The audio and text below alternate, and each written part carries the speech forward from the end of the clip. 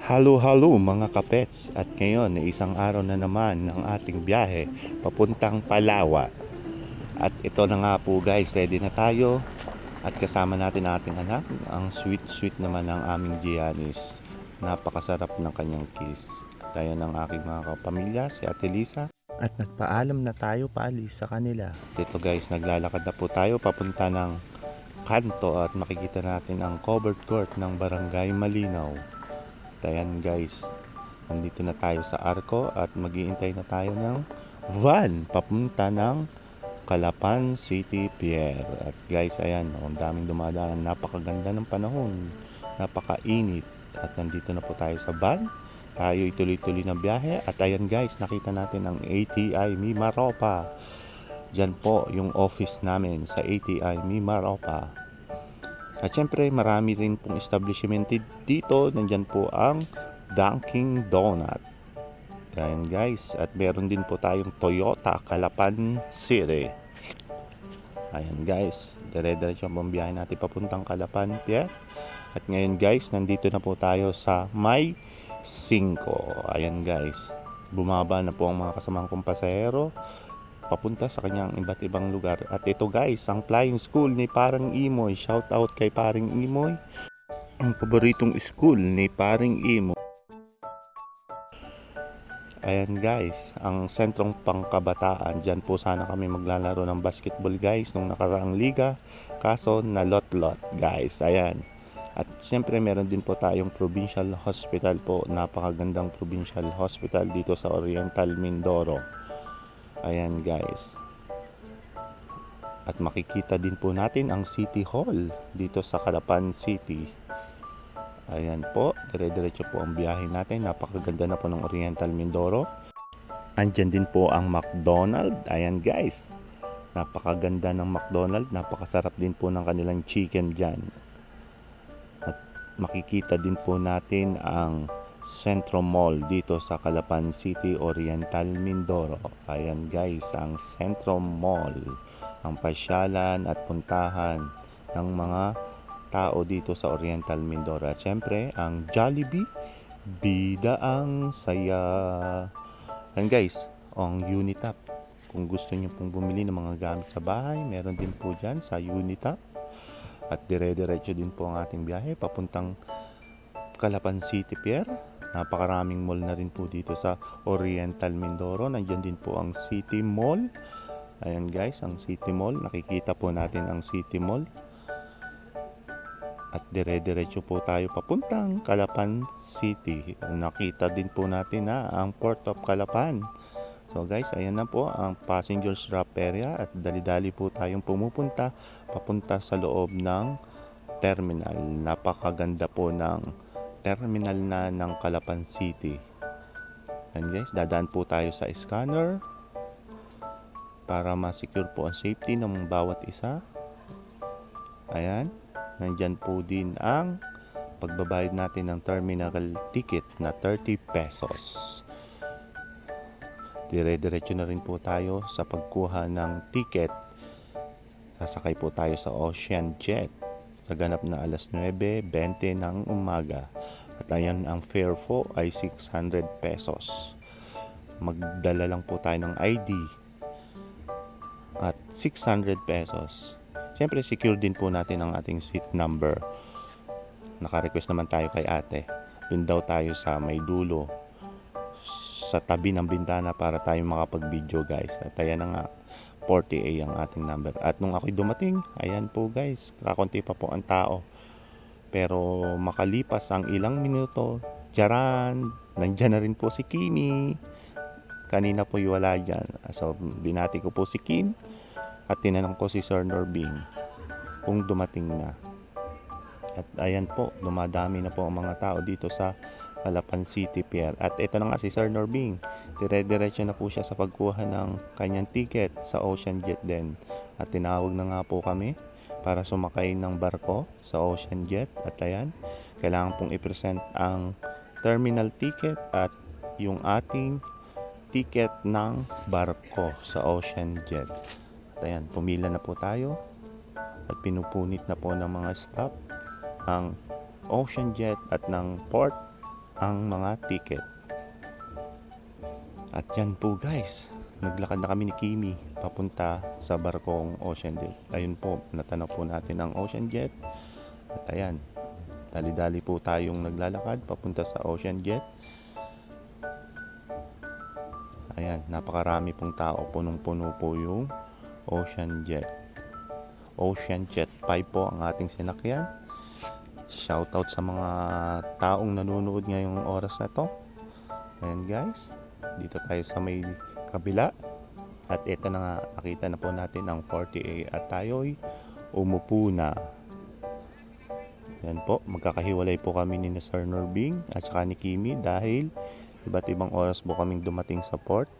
Pero ang usapan po namin ay 8:30 AM, nandun na ba dapat sa port. Ayan po ang mga barko dito sa Oriental, merong Starlight at Montenegro. Napakakalmado ng dagat. At ayan, ganyang kabilis ang Ocean Jet. Almost 1 hour mahigit po ang travel papuntang Batangas Port. At blessings din, katabi natin ang CR. At ayan na po, nandito na po tayo sa Batangas Port. At tayo bababa na. Ayan guys, kinuha ng mga bagahe ng mga tao, tinali ang ating dadaanan para safe. Ayan, papunta na po tayo sa terminal ng bus. Shoutout sa Adidas na nasuot ni Kuya. Ayan. So guys, kala ko ako ang naunang bumaba. Iniintay ko si Sir Norbs, pero nauna pala si Kimi. Pero mas nauna si Sir Norbing. Ayun, nandun na po siya sa may dulo. Kakaway-kaway na sa amin ni Kimi. Okay guys, ayan. Punta na po tayo sa bus terminal. Ayan guys. Ayan, naglalakad na po tayo. Ang bilis talaga ni Sir Norbing maglakad. Kala ko'y may rayuma na siya. Ayan guys, napakaganda ng panahon. Napakainit. Kaya po mabilis ang ating biyahe. Ayan. Daan po tayo sa may pedestrian lane. Papunta sa terminal ng bus. Papuntang PITX. Ayan, unti-unti namin tinitingnan ng signages. At ayan, nakita po natin ang PITX, LRT Taft Bendia. At sumakay na po si Sir Norbing.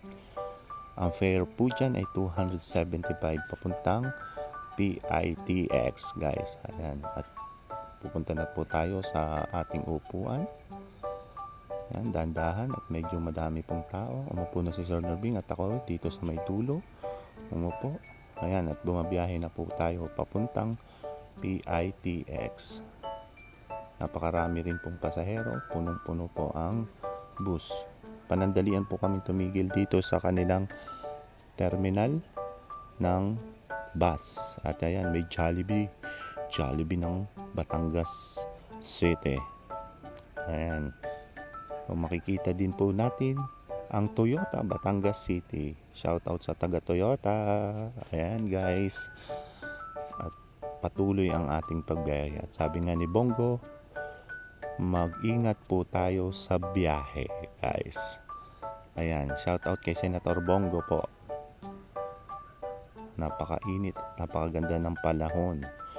Kaya po, wag po tayong lalabas ng bahay nang walang payong at sombrero. Siyempre, may kasamang pag-inom po ng tubig. Ayan, dahil napakainit ng panahon. Ayan guys, dire-diretso po ang ating pagbiyahe mga kapets. At kitang-kita po natin na malapit na po tayo sa Alabang. Ayan, paakyat na po tayo ng Skyway dito sa may Alabang. Ayan. At guys, meron po akong napansin na pagbabago dito sa may Alabang. Yung dati pong terminal namin papuntang Taguig ay wala na. So guys, makikita po natin na giniba na po ang Star Mall Alabang. Wala na po yung kanilang mall dito na Star Mall sa Alabang. Ayan guys, oh. Kitang-kita po natin, wala na. Wala nang Star Mall sa Alabang guys. Ayan. At sa aking pagmamasid, nakita ko rin ang paboritong hotel ni Paring Imoy, ang Sogo Hotel. Magkaibang kulay daw ng tsinelas doon, sabi niya. At ayan guys, dire-diretso po ang pagbiyahe natin papunta ng PITX. Napaka-smooth po ng ating travel. Napakabilis. At ayan, kung gusto niyo pong matutong mag-drive dyan sa may Honda, Napakaganda na po ng kanilang truck dyan. Yung pinapaikutan, parang Maze Runner. At yan, dumating na po tayo sa may Buendia. At sa wakas, nandito na po tayo sa may PITX sa kanilang napakagandang terminal dito sa may PITX. Ayan, at tiningnan ko po ang oras, 1:25 na. Kaya po guys, gutom na kami. Hindi pa kami nakakain.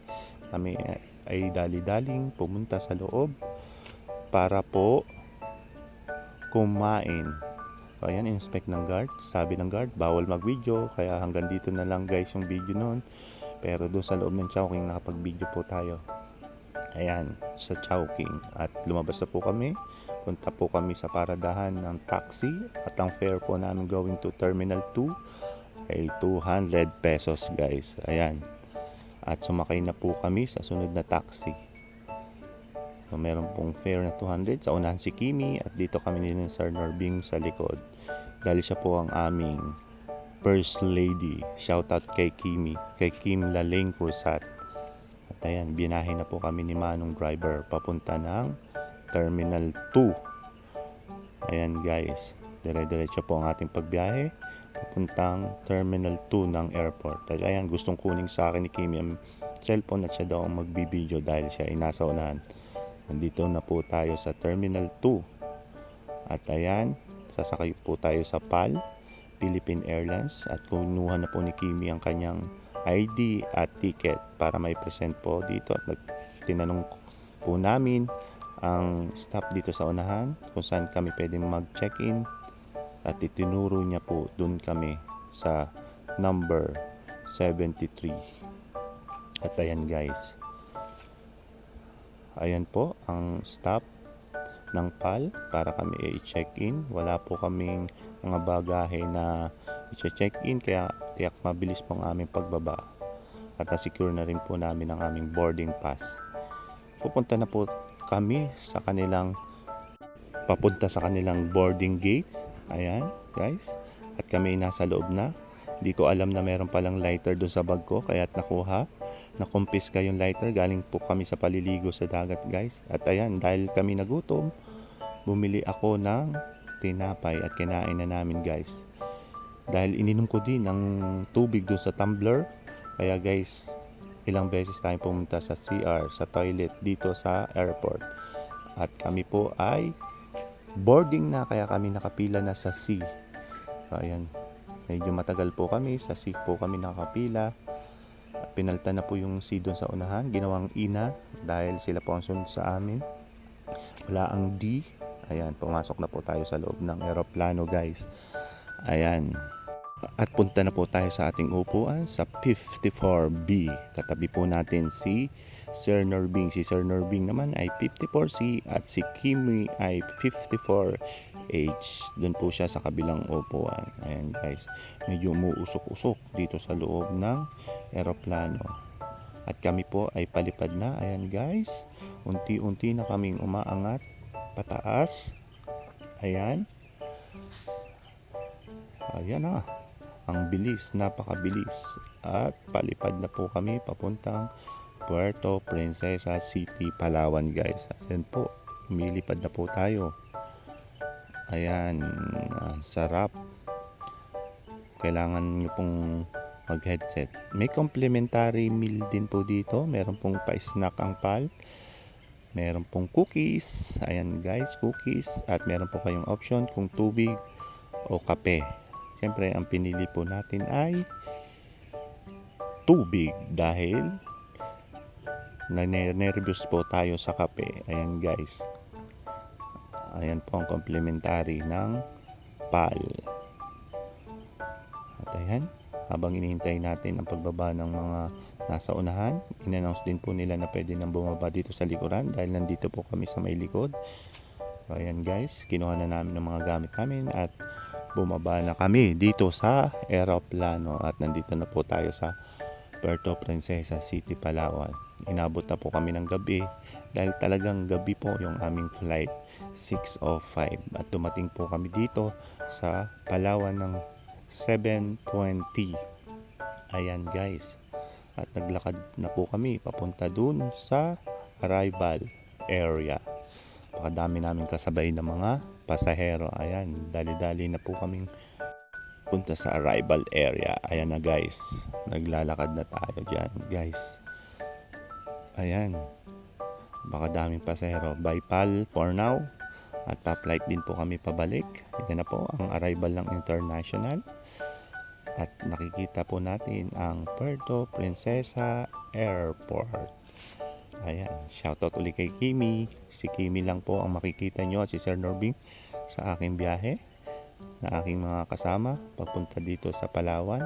Ayan na po ang arrival ng domestic flight po kami.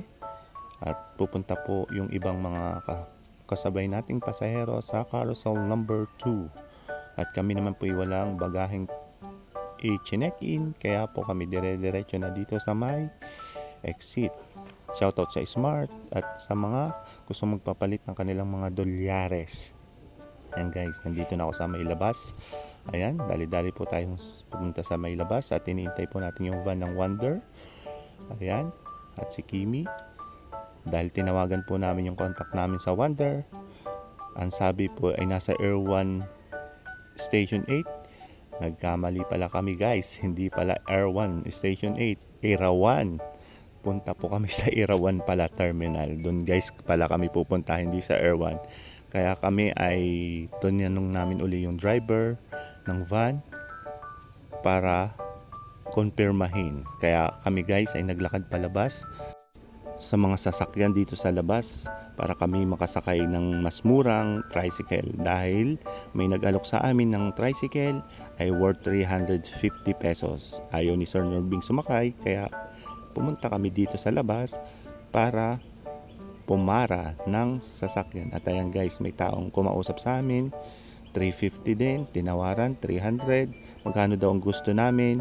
So ayan guys, ang nakasundo namin 150, pero binayaran na rin namin ng 200 pesos at medyo malayo po yung Era 1 terminal. At nandito na po ang Wonder na van. Ayan guys, dito kami ni Kimi sa may unahan, doon si Sir Norbing umupo. Ayan ni Sir Norbing tumabi sa amin dahil kami daw ay mabaho na dahil gabi na. Joke lang guys yun. Okay guys, ayan ang mga kasabay namin sa biyahe. Ayan po ang van ng Wonder. Ayan na po ang driver, si Manong Carlo. Ayan, napakaganda ng ilaw dito sa mga puno ng Aborlan. Ayan guys, at malapit na po tayong dumating papunta dun sa Dos for Dos Farm, owned by Sir Perfecto Diz. At ayan, sinalubong na kami ni Ate Inday. Napakabait niya si Ate Inday, napaka-accommodating, at dinala niya kami dun sa kanilang training hall. At eksaktong-eksakto, may pa-training po sina Jason, ang pass. Ayan guys, gutom na gutom kami. Salamat sa naganda ng pagkain. Ang daming pagkain. Salamat guys.